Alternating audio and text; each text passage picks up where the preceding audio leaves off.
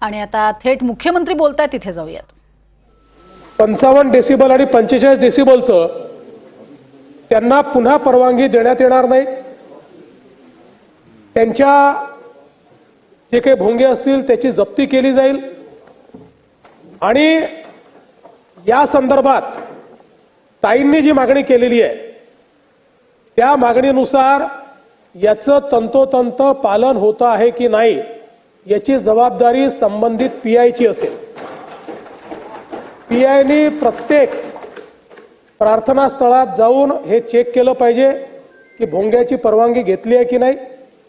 आणि सगळ्यांना आपण मीटर दिलेला आहे, ज्या मीटरवर डेसिबल मोजता येतं ते प्रत्येक पोलीस स्टेशनला अवेलेबल आहे।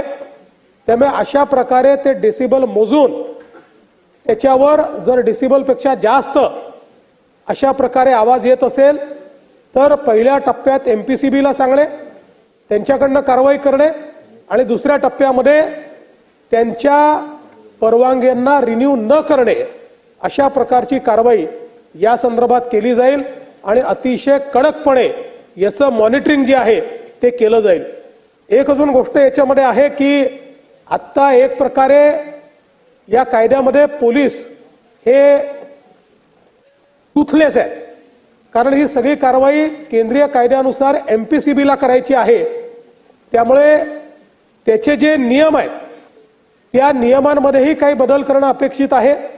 ते बदल झाले तर अधिक प्रभावीपणे आपल्याला याची कारवाई करता येईल आणि म्हणून त्या संदर्भात केंद्र सरकारलाही विनंती करण्यात येईल की केंद्र सरकारने देखील त्या नियमांमध्ये काही बदल जे आम्ही सुचवतो ते आम्हाला करून द्यावे, जेणेकरून त्या बदलांच्या अनुरूप आपल्याला पुढे अशा पद्धतीच्या प्रकरणांमध्ये अतिशय कडक कारवाई करता येईल।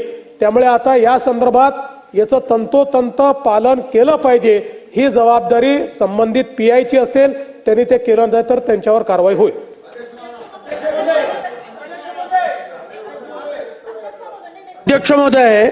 अध्यक्ष महोदय, सर्वप्रथम मी माननीय मुख्यमंत्र्यांचं अत्यंत त्यांनी सकारात्मक उत्तर दिल्याबद्दल महाराष्ट्राच्या जनतेच्या वतीने मनापासून मी अभिनंदन करतो। या उत्तरामध्ये त्या ठिकाणी असं म्हटलंय की महाराष्ट्र प्रदूषण नियंत्रण मंडळाकडे या संदर्भातले अधिकार आहेत। कायद्याप्रमाणे हे खरंही असेल, पण अध्यक्ष महोदय माझ्या हातामध्ये मुंबई हायकोर्टाची पिटिशन आहे या संदर्भातली। पिटिशन कधीची आहे? पिटिशन 4729 ऑफ 2021 आणि त्याचा निर्णय कधी आला तर आत्ता 23 जानेवारी 2025 हा निर्णय आलेला आहे। पिटिशन कोणी केली? जागो Nehru Nagar resident welfare association आणि the Shivsrushti cooperative housing society. Petition कशा करताय? या भागामध्ये अनेक मशिदींवर रात्रंदिवस त्या ठिकाणी भोंगे वाजतात।